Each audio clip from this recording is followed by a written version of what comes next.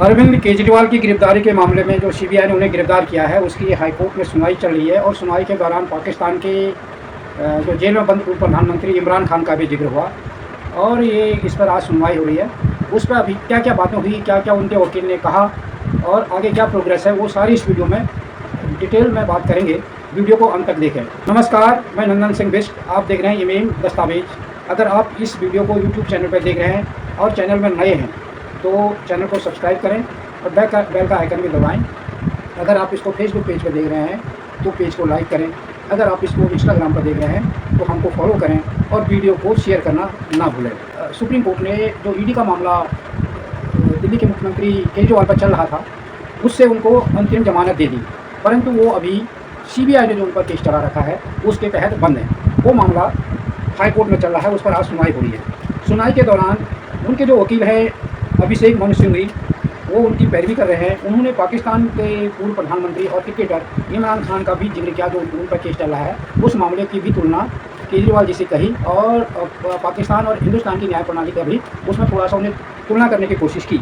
अब इसमें क्या क्या हुआ वो डिटेल में बात करते हैं कि दिल्ली के मुख्यमंत्री अरविंद केजरीवाल, जो कि इस समय कथित शराब घोटाले से जुड़े मामले में जेल में हैं, उन पर आज दिल्ली हाईकोर्ट में सीबीआई द्वारा गिरफ्तारी के मामलों को लेकर सुनवाई हो रही है। अरविंद केजरीवाल की तरफ से जो उनके वकील हैं सीनियर एडवोकेट अभिषेक मनु सिंघवी ने उनकी पैरवी की। अपनी तरफ से दिल्ली हाईकोर्ट में दलील रखते हुए अभिषेक मनु सिंघवी ने कहा कि सीबीआई द्वारा केजरीवाल की गिरफ्तारी जरूरी नहीं थी, उनको जरूरी नहीं था कि वो उनको गिरफ्तार करें।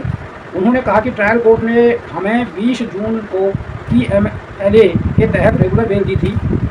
ट्रायल कोर्ट ने केजरीवाल जी को बेल दी थी PMLA कोर्ट जो केस चल रहा था उसके तहत, तथा उसके 4 दिन बाद सीबीआई ने मुझसे मतलब केजरीवाल से न्यायिक हिरासत में पूछा करने का आदेश दिया और 26 जून को केजरीवाल जी को गिरफ्तार कर लिया। उन्होंने कहा कि मुझे इसको लेकर कभी भी एप्लीकेशन की कॉपी नहीं दी गई, यानी केजरीवाल जी को जो उन पर कार्रवाई हुई, जो उनसे पूछताछ हुई और उनको गिरफ्तार किया गया, उसके लिए जो एप्लीकेशन कोर्ट में फॉरवर्ड की होगी उसकी कॉपी भी उनको नहीं दी गई। ना ही कोई नोटिस उनको दिया गया, केवल ऑर्डर पास कर दिया गया और उनकी कोई सुनवाई नहीं हुई। यानी जो भी उनके खिलाफ एप्लीकेशन दी उसको कॉपी नहीं दी, ना उनके ऊपर कोई उनको नोटिस दिया गया और सीधे ऑर्डर पास कर दिया, उसमें कोई सुनवाई भी नहीं हुई। सुनवाई के दौरान अभिषेक मनु सिंघवी ने कोर्ट में पाकिस्तान के पूर्व प्रधानमंत्री क्रिकेटर इमरान खान का भी जिक्र किया। अब उन्होंने इनका जिक्र क्यों किया, ये बड़ा इंपॉर्टेंट है।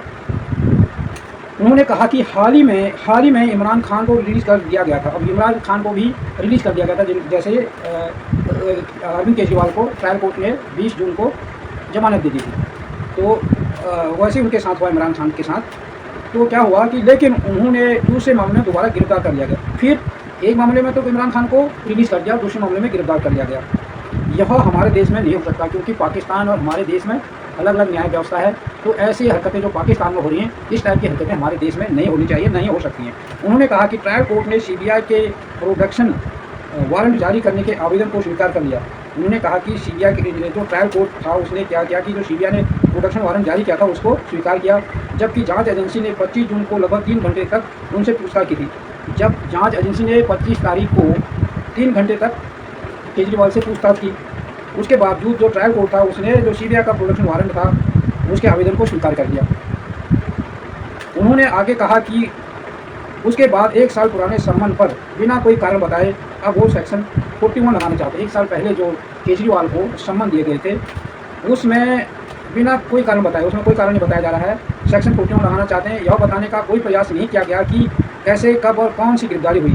वो आगे कहते हैं कि जून 25 को एप्लीकेशन बढ़ाई जाती है और ऑर्डर पास हो जाता है। जून 25 को ही एप्लीकेशन बढ़ाई गई और ऑर्डर पास हो गया। Thank God for small mercy. अब ये कह रहे हैं जो अभिषेक मनु सिंघवी कह रहे हैं, जो केजरीवाल जी के वकील हैं। अगले दिन मुझे ऑर्डर मिल जाता है, इस तरह से ट्रायल कोर्ट काम कर रहा है और अगले दिन ऑर्डर मिल जाता है गिरफ्तारी का।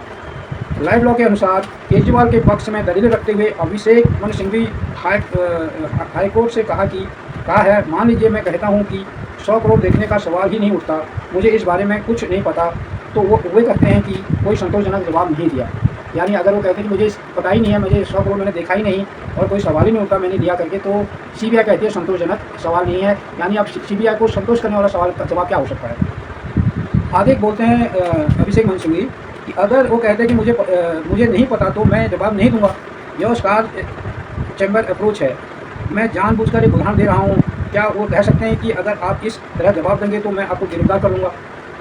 अभिषेक मनु सिंघवी ने कोर्ट से कहा, सिर्फ स्पष्टीकरण यह है कि कोई संतोषजनक उत्तर नहीं दिया जाता है। तो सीबीआई केवल ये कहती है कि जो केजरीवाल है संतोषजनक उत्तर नहीं देते हैं। जिस समय मैं कहता हूँ कि मैं निर्दोष हूँ, यह एक टाल मटोल वाला जवाब है। यह पूछताछ करने वाले का सब्जेक्टिव दृष्टिकोण नहीं है। अंत में जज तय करेंगे कि क्या सच है और किसका सच है, मेरा जवाब सच या आपकी इच्छा सच। आप सीबीआई की इच्छा क्या है और उसका जिनको केजरीवाल जी का जो उत्तर है वो क्या है, ये तो कोर्ट तय करेगा कौन सा सच है। पर सीबीआई की मंशा और इच्छा के हिसाब से तो जवाब नहीं दिया जा सकता। वो हाईकोर्ट का कहते हैं कि 12 घंटे या उससे कम समय में उसे कैसे गिरफ्तार किया जाना चाहिए, क्यों? कोई जवाब नहीं है। गिरफ्तारी की अनुमति देने के लिए निवेदन किया जाता है, यह कानून को पता नहीं है। जज को इस पर रिएक्ट करना चाहिए, क्योंकि अगर आप अनुमति देते हैं और कहते हैं कि जाओ और उसे गिरफ्तार करो तो यह वैध है, बाकी सब चलता है। अभिषेक मनु सिंघवी ने कहा कि विडंबना यह है कि मेरी पार्टी का नाम आम आदमी पार्टी आप है, सभी को जमानत मिल रही है लेकिन मुझे नहीं।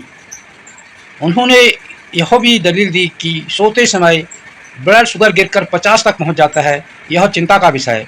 आदमी के सोते समय ब्लड शुगर गिरना काफ़ी खतरनाक है, हो सकता है आदमी उठे ही न। कृपया समग्र दृष्टिकोण अपनाएं, सामान्य ज्ञान पर आधारित दृष्टिकोण अपनाएं। 3 आदेश पहले ही मेरे पक्ष में आ चुके हैं।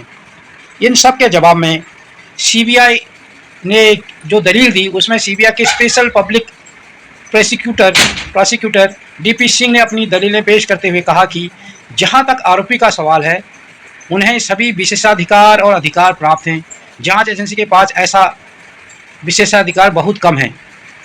उन्होंने ये भी कहा वह मुख्यमंत्री हैं, एक्साइज पॉलिसी एक्साइज मिनिस्टर के अंडर में होने की वजह से उनकी भूमिका स्पष्ट नहीं थी, लेकिन जब प्रासंगिक था तो उन्हें बुलाया गया। डीपी सिंह ने कोर्ट से यह भी कहा कि आज तक ऐसा कोई ऑब्जर्वेशन नहीं है कि सीबीआई ने अति उत्साही होकर काम किया हो या उससे कोई ऐसा काम किया हो, उसने कोई ऐसा काम किया हो जिससे किसी कानून का उल्लंघन हुआ हो। आज तक सीबीआई ने ऐसा कोई काम नहीं किया जिसे असंवैधानिक कहा जा सके। वह एक लोक सेवक है। भ्रष्टाचार निवारण अधिनियम की धारा 17 के तहत जांच करने के लिए अनुमति की आवश्यकता होती है। यह कहना है कि जनवरी में मेरे पास मंगूटा रेड्डी का बयान था, अप्रैल में मुझे मंजूरी मिल गई। सीबीआई में एक तंत्र है। उन्होंने आगे कहा, मुझे अनुमति लेने करने में 1 साल क्यों लगे, यह किसी का काम नहीं है। वह एक सीएम है, एक जांच अधिकारी अकेले कोई निर्णय नहीं ले सकता। हमें सारी सामग्री एकत्र करने में 3 महीने लगे। ऐसा नहीं है कि हमने कुछ नहीं किया, हम उनका रोल डिटेल से में डिस्कस करेंगे। यह इतना भी आम नहीं है। ये बात कही सीबीआई के वकील डीपी सिंह ने हाईकोर्ट के सामने। अगर आपको हमारी वीडियो पसंद आई हो तो इसे लाइक करें और ज्यादा से ज्यादा शेयर करें ताकि बाकी लोगों तक भी ये जानकारी पहुंच सके। हमारे चैनल को सब्सक्राइब करना बिल्कुल ना भूलें और हमारी वीडियोस को सबसे पहले देखने के लिए बेल आइकन को भी जरूर प्रेस करें।